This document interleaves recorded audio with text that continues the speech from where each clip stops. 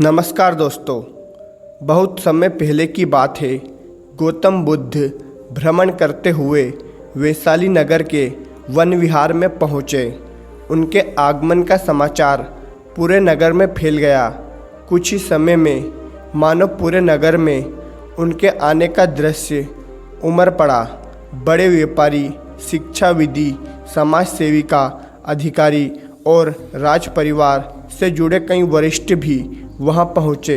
सभी की भावना थी कि तथागत बुद्ध अपने शिष्य सहित उनके निवास पर पहुंचे और भोजन का आमंत्रण स्वीकार करें। बुद्ध सभी के निवेदन को सुन रहे थे और स्वाभाविक मुस्कान के साथ सबका आमंत्रण भरा स्वीकार कर रहे थे। तभी वैशाली की यदगणिका अम्रपाली भी वहां पहुंची। वह बुद्ध की शिक्षा से प्रेरित होकर बहुत पहले ही अपनी गणतंत्र व्रत त्याग चुकी थी। उसने भी बुद्ध को भोजन का आमंत्रण दिया। बुद्ध ने तत्काल उसे स्वीकार करा और अगले दिन भिक्षु सहित उसके घर आने की सहमति दे दी। बुद्ध के एक शिष्य को यह बात अच्छी नहीं लगी कि इतने सारे वरिष्ठ ने निवेदन के साथ उनको आमंत्रण किया, पर उन्होंने अम्रपाली का ही आमंत्रण स्वीकार किया। शिष्य की दृष्टि में अम्रपाली गणिका होने के घृणिक कर्म से जुड़ी रहती थी।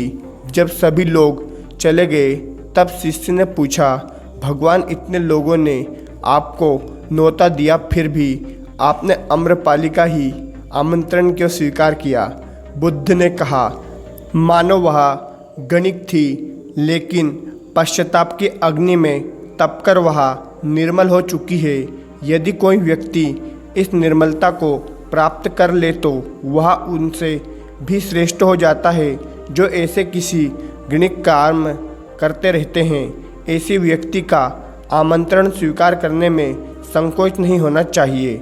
कोई व्यक्ति जब तक बुरे कर्म में संलग्न रहता है तब तक उसे दूरी बनाए रखनी चाहिए, लेकिन जो बुरे कर्मों को छोड़ दे उसे स्वीकार कर ले, संकोच नहीं करना चाहिए। इससे उसकी अच्छाई की ओर बढ़ने की भावना को बल देना चाहिए। धन्यवाद दोस्तों।